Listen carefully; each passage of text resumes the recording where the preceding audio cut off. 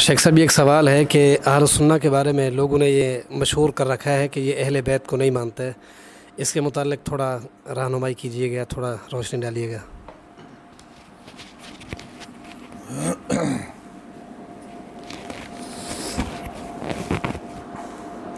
الحمد للہ رب العالمین والعاقبۃ للمتقین والصلاة والسلام علی سید المرسلین وبعد. اہل بیت کے متعلق جو سوال کیا گیا ہے کہ اہل سنہ کے بارے میں لوگوں نے پروپیگنڈا کیا ہوا ہے، شور کیا ہوا ہے کہ یہ اہل بیت کو نہیں مانتے.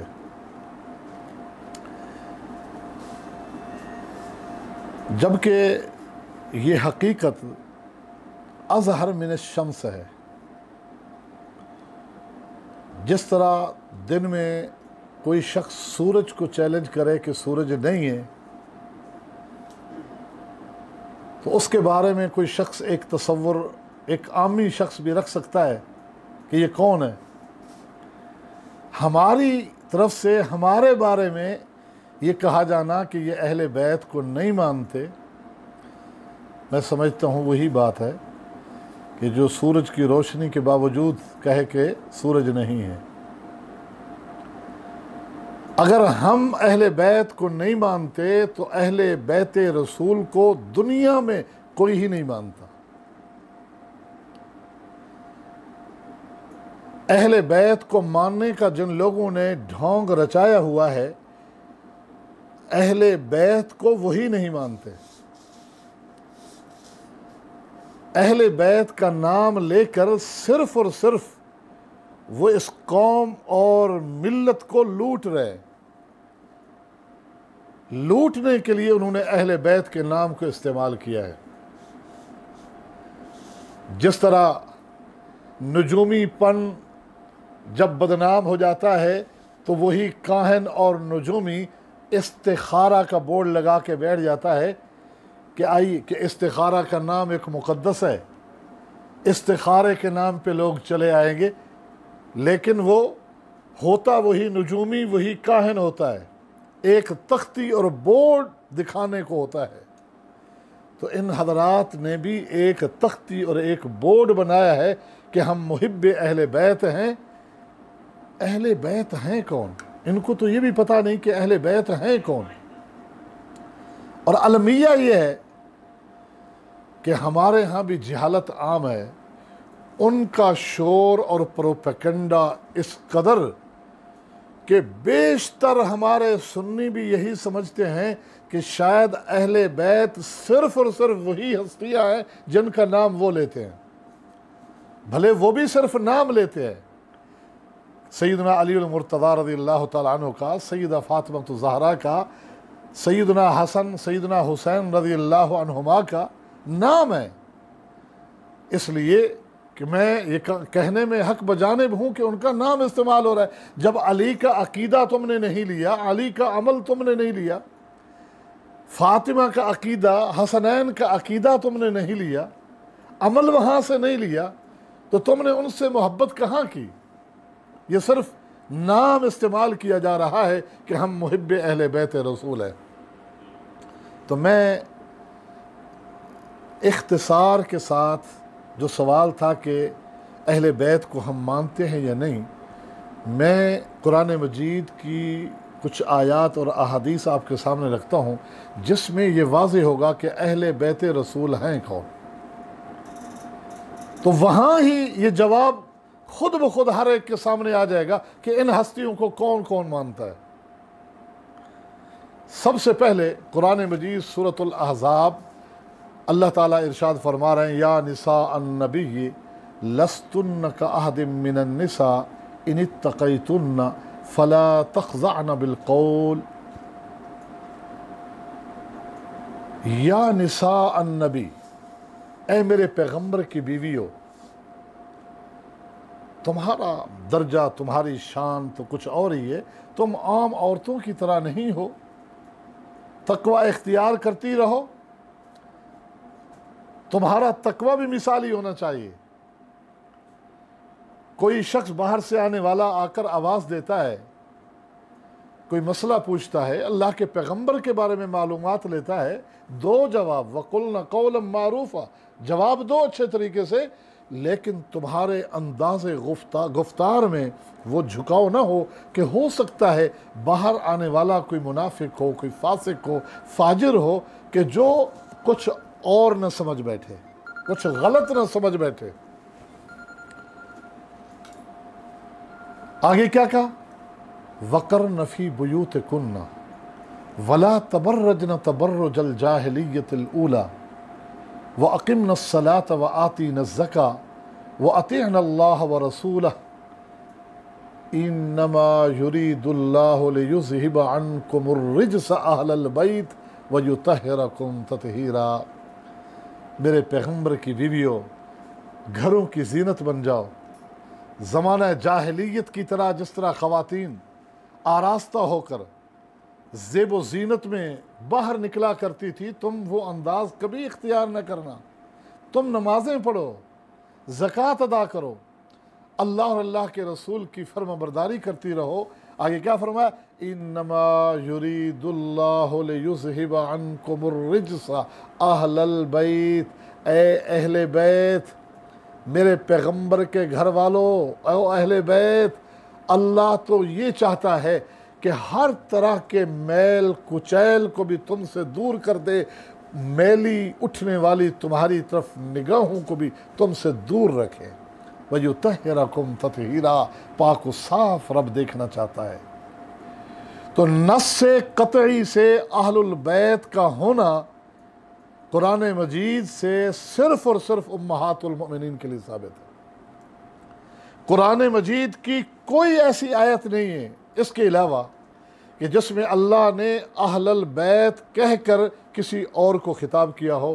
اہل البیت کہہ کر اس آیت میں اللہ تعالیٰ نے اپنے پیغمبر کی ازواج یعنی ایمان والوں کی ماؤں کو خطاب فرمایا ہے۔ اب ہم دیکھ لیں کہ امہات المؤمنین کو کون مانتا ہے، کون نہیں مانتا، اہل بیت کو کون مانتا ہے، کون نہیں مانتا۔ شروعات تو یہاں سے قرآن سے کریں گے۔ دین اسلام کا پہلا ماخذ تو قرآن ہے، اور قرآن نے اہل بیت کہہ کر جو خطاب کیا ہے وہ امہات المؤمنین کو کہ یا نساء النبی، اے میرے پیغمبر کی بیویوں کہہ کر۔ لفظ سے قوم مذکر دیکھ کر تعویلیں کرنے کی کوشش کر رہے ہیں، نہیں اس سے مراد تو پھر وہ علی ہیں، حسن ہے، حسین ہے، دیکھا نا قوم صیغہ مذکر کا ہے۔ یہ عظمت شان کے لیے اللہ نے ایسا کیا، اور اس لیے بھی کہ امہات المؤمنین ہی صرف اہل بیت نہیں، اہل بیت میں اوروں کو بھی اللہ نے شامل کرنا تھا، اس لیے یہ مذکر کا صیغہ یہاں استعمال کیا گیا۔ تو سیدہ عائشہ طیبہ طاہرہ رضی اللہ تعالی عنہ کی عظمت کا کون معترف ہے؟ کون ان کی عظمت کو بیان کرتا ہے؟ یہ محبت اہل بیت کا دعویٰ کرنے والے ان کے سامنے ماں عائشہ کا نام لے کر دیکھیں، یہ تو ماں عائشہ کا نام سننے کے لیے تیار نہیں، یہ اہل بیت کو ماننے کا دعویٰ کرتے، بلکہ پورا کا پورا جھگڑا ہی یہاں کھڑا ہے نا کہ ابو بکر سے اختلاف کی ایک وجہ یہی ہے کہ اللہ کے پیغمبر کو بیٹی کا رشتہ کیوں دیا۔ عمر سے جھگڑا اسی لیے کہ بیٹی حفصہ کا رشتہ اللہ کے نبی کو کیوں دیا۔ ابو سفیان سے اختلاف کی ایک وجہ یہی ہے کہ ام حبیبہ اپنی بیٹی کا رشتہ اللہ کے پیغمبر کو کیوں دیا گیا۔ یہ امہات المؤمنین سے محبت کرنے والے، محبت اہل بیت کا دعویٰ کرنے والوں کو پہلے، ہاں وہ قرآن جو آسمان سے اترا ہے اس میں تو سب سے پہلے اہل بیت امہات المؤمنین کو کہا گیا ہے۔ اگر یہ اس قرآن میں ڈھونڈتے ہیں جو غاروں میں چھپا ہوا ہے تو شاید وہاں نہ ملے، پہلی بات۔ اب دوسری حدیث آپ کے سامنے رکھتا ہوں، وہ حدیث قصہ بھی اپنی جگہ درست ہے کہ جس میں کہ نبی علیہ السلام نے چادر تانی، سیدنا علی کو اس چادر میں لیا، سیدہ فاطمہ کو لیا، حسن کو لیا، حسین کو لیا، اور دعا کی اللہم ہؤلاء اہل بیتی اذہب عنہم الرجس وطہرہم تطہیرا، اے اللہ یہ میرے اہل بیت ہیں، ان سے بھی میل کچیل کو دور کر دے، گندی نگاہوں کو دور کر دے اور پاک صاف رکھ لے۔ درست ہے، بالکل یہ بھی اہل بیت ہیں، اہل بیت رسول ہیں، لیکن یہ کہنا کہ یہی ہی اہل بیت ہیں، یہ تو الفاظ بتا رہے ہیں کہ ان کے بارے میں تو رب نے فرمایا انما یرید اللہ لیذھب عنکم الرجس۔ یہاں تو اللہ کے نبی دعا کر کے ان کو اسی مرتبے میں شامل فرما لے کہ اللہ ان سے بھی میل کچیل کو دور کر اور پاک صاف فرما، یہ بھی میرے اہل بیت ہیں۔ جی ہاں، سیدنا علی المرتضیٰ کی عظمت کا کون معترف نہیں؟ علی کی عظمت کو کون نہیں جانتا کہ جن سے اللہ کے پیغمبر یوں فرمائے، جن کے بارے میں خیبر والی رات، فتح خیبر والی رات، کہ کل جھنڈا ان کے ہاتھ میں دوں گا، جو اللہ سے بھی محبت کرتا ہے، رسول اللہ سے بھی محبت کرتا ہے، اور جس سے اللہ بھی محبت کرتا ہے، اللہ کے رسول بھی محبت کرتے ہیں۔ ان کی شان کا کون انکار کر سکتا ہے؟ فاطمہ تو زہرا، وہ تو پیغمبر کی وہ لخت جگر اور لاڈلی بیٹی کہ جن کے بارے میں نبی نے فرمایا یہ میرے جگر کا ٹکڑا ہے، جس نے اس کو ناراض کیا اس نے مجھے ناراض کیا، جس نے اس کو تکلیف پہنچائی اس نے مجھے تکلیف پہنچائی، جن کے بارے میں کائنات کے امام نے فرمایا فاطمہ روتی کیوں ہے؟ کیا تو اس بات پہ راضی نہیں ہے کہ اللہ تجھے جنت کی عورتوں کی سردار بنا دے؟ حسنین، ان کے بارے میں کائنات کے امام نے فرمایا ان الحسن والحسین سیدہ شباب اہل الجنہ، جنت کے نوجوانوں کے سردار حسنین۔ ان کی عظمت کو تو ہم مانتے ہیں، بیان کرتے ہیں، وہ بھی اہل بیت ہے، لیکن اہل بیت کا دائرہ اتنا بڑا وسیع ہے کہ سیدنا زید بن ارقم کی جو روایت صحیح مسلم میں تفصیل سے موجود ہے، اس میں انہوں نے نبی علیہ السلام کا خطبہ خم غدیر بیان فرمایا ہے۔ غدیر ایک جگہ کا نام ہے، وہاں پانی کا ایک چشمہ تھا، اس کا نام تھا خم، اس لیے اس کو خم غدیر کہتے ہیں۔ آج معاشرے میں ایک عید بھی منائی جاتی ہے عید غدیر کے نام سے۔ ذی الحج کے مہینے میں 18 ذی الحجہ کو ایک عید منائی جاتی ہے عید غدیر کے نام سے، وہ بھی اسی حوالے سے ایک معروف کی ہوئی جھوٹی من گھڑت کہانی ہے۔ اصل میں نبی علیہ السلام جب حجۃ الوداع سے واپس آ رہے تھے تو راستے میں آپ نے مقام غدیر پر پڑاؤ ڈالا۔ ان حضرات نے مشہور کیا ہے کہ اللہ کے پیغمبر نے اسی جگہ پر سیدنا علی المرتضیٰ کے بارے میں مسلمانوں سے بیعت لے لی تھی کہ میرے بعد میرے جانشین یہی ہوں گے۔ مقام غدیر تو عید غدیر کے نام سے مشہور کیا۔ یہ سب سے پہلے یہ حرکت 3 صدی ہجری میں معز الدولہ نامی ایک انتہائی عیاش حکمران نے یہ بات معروف کی اور عید کے نام سے اسے منایا۔ حقیقتاً 18 ذی الحجہ سیدنا عثمان کی شہادت کا دن ہے۔ سیدنا عثمان ذی النورین کی شہادت پر یہ مستقل ہر سال خوشی منا رہے تھے، لیکن چھپ چھپ کر خوشیاں منا رہے تھے۔ تو اس ظالم اور خبیث انسان نے نمبر 1 دمشق کی جامع مسجد پر ایک تختی لگوائی تھی جس پر برملا سیدنا ابو بکر، سیدنا عمر، سیدنا عثمان، سیدہ عائشہ، سیدنا ابو سفیان اور سیدنا معاویہ پہ لعنت کے کلمات لکھوائے تھے، اور ساتھ ہی اس نے بڑی عیاشی کے ساتھ عید غدیر منانے کا حکم دیا تھا اور اس کو عام کیا تھا کہ یہ عید غدیر، یعنی اس کو نسبت اس طرف کی کہ اس نام سے ہم سیدنا عثمان کی شہادت پہ تاکہ اس دن خوشی منا سکیں۔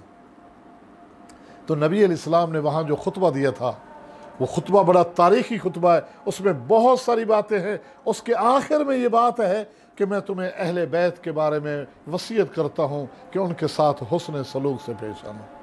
آپ کا یہ جملہ بھی اس بات پہ دلالت کر رہا ہے کہ خلافت کسی اور کے حق میں ہے، کیونکہ جب نبی علیہ السلام مدینہ پہنچتے ہیں اور وفات سے 5 دن پہلے آپ نے صحابہ کو مسجد نبوی میں جمع کر کے نصیحت کی تھی، اور ایک نصیحت جب آپ نے انصار کے بارے میں کی کہ میرے انصار کا خیال رکھنا، ان سے غلطی ہو جائے درگزر کرنا، ان کی اچھائی کو قبول کرنا۔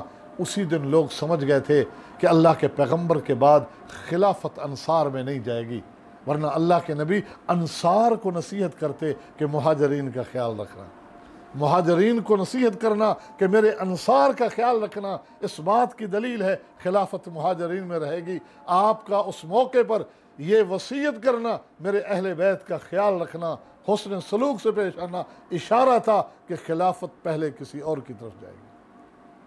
تو سیدنا زید بن ارقم کے پاس جو پڑھ رہے تھے نوجوان، انہوں نے سوال کیا من ہم اہل بیتہ الیس نساؤہ من اہل بیتہ، اہل بیت سے مراد کون ہے؟ کیا اللہ کے پیغمبر کی بیویاں نہیں ہیں اہل بیت؟ یہ تابعین کا دور ہے، صحابہ موجود ہیں، اور ذہن کیا ہے کہ اہل بیت اللہ کے پیغمبر کی بیویاں ہیں۔ معروف بات یہی ہے، کیونکہ اہل بیت میں سب سے پہلے ازواج ہی آتی ہیں۔ یہ تو آج بھی عرف میں ہے، اگر کوئی شخص کہتا ہے میرے گھر والے، تو میرے گھر والے میں کیا بیوی نہیں ہوتی؟ وہ تو سب سے پہلے آتی ہے۔ یہ تو اس دور سے لے کر آج تک یہ عرف میں بات چلی آ رہی ہے۔ تو سیدنا زید نے فرمایا نساؤہ من اہل بیتہ، جی ہاں اللہ کے پیغمبر کی بیویاں اہل بیت میں شامل ہیں، لیکن ولیکن من حرم علیہ الصدقہ، اہل بیت میں وہ سب ہے جن جن پر صدقہ حرام ہے۔ تو کہا من ہم، کہا وہ کون ہے؟ کہا ہم اربع، وہ 4 قبیلے ہیں، آل عباس، آل علی، آل جعفر، آل عقیل۔ یہ سارے قبیلے جو ہیں یہ اہل بیت کے زمرے میں آتے ہیں۔ بخاری کے ایک اور حدیث کے مطابق آل حارث بھی، اور یہی 5 قبیلے ہیں جو بنو ہاشم میں پھر ان کا سلسلہ نسب آگے چلتا ہے۔ اس کے علاوہ بنو ہاشم میں کوئی اور سلسلہ نسب نہیں ہے۔ تو پتہ چلا بنو ہاشم کے سارے وہ لوگ جنہیں اسلام کی دولت نصیب ہوتی ہے وہ سب اہل بیت کے زمرے میں آتے ہیں۔ اہل بیت چند اشخاص کا نام نہیں ہے، چند ہستیوں کا نام لے کر اور محبت اہل بیت کا دعویٰ کرنا یہ عدل و انصاف کے خلاف، قرآن و سنت کے تقاضوں کے خلاف۔ صرف یہ چند نام استعمال کر کے ہم یہ کہہ سکتے ہیں یہ لوگ روٹی کپڑا کمانا چاہتے ہیں، ملک و ملت کی دولت کو لوٹنا چاہتے ہیں، قوم کے خزانوں پہ قابض ہونا چاہتے ہیں۔ محبت اہل بیت کے نام سے ان چند ہستیوں، مقدس ہستیوں کے نام پیش کرتے ہیں۔ حقیقتاً یہ ان ہستیوں سے بھی اختلاف رکھتے ہیں، عقیدے کے اعتبار سے، عمل کے اعتبار سے۔ ان ہستیوں کا جو مزاج تھا دوسرے اصحاب رسول کے ساتھ، اس اصحاب رسول کے ساتھ جو ان کا تعلق اور مزاج تھا، اس سے بھی بالکل یہ اختلاف رکھتے ہیں۔ تو پھر یہ محبت اہل بیت کون سی کہلائے گی؟ محبت اہل بیت وہی ہے کہ تمام اہل بیت کو اہل بیت مانا جائے، اور تمام اہل بیت کا جو مقام ہے ان کا وہ مقام اور درجہ سمجھا جائے، اور ان کو وہ مقام عطا کیا جائے۔ بحمد اللہ تعالی ہم تمام اہل بیت کو مانتے ہیں، تمام اصحاب رسول کو مانتے ہیں، کسی ایک کا بھی انکار نہیں کرتے، اور ویسے مانتے ہیں جس طرح قرآن و سنت نے ماننے کا طریقہ بتایا۔ وَلَا نُفْرِطُ فِي أَحَدٍ مِّنْهُمْ، ہم کسی کی محبت اور ماننے میں غلو نہیں کرتے، جو ان کا درجہ اور مقام ہے وہی دیتے ہیں، ان کو نہ نبوت کا مقام دیتے ہیں نہ الوہیت کا مقام دیتے ہیں، اور وَلَا نَتَبَرَّأُ مِنْ أَحَدٍ مِّنْهُمْ، اور نہ ہی ان میں سے کسی ایک سے بیزاری کا اعلان کرتے ہیں۔ سب سے محبت، سب کا وہ مقام اور درجہ جو شریعت نے دیا ہے ہمارے ہاں وہ مسلم، وہ ہمارا دین ہے، وہ ہمارا ایمان ہے، وہ ہماری محبتوں کا ایک بہت بڑا نشان ہے۔ ان کی محبتوں کے بغیر نہ ہم سمجھتے ہیں ایمان باقی رہ سکتا ہے، نہ ہی دین باقی رہ سکتا ہے اگر اصحاب محمد اور اہل بیت محمد کا انکار کیا جائے۔ اللہ تعالی ہمیں ان سب کو ماننے اور ان کے مرتبوں کو جاننے کی توفیق عطا فرما دے۔ وآخر دعوانا ان الحمد للہ رب العالمین۔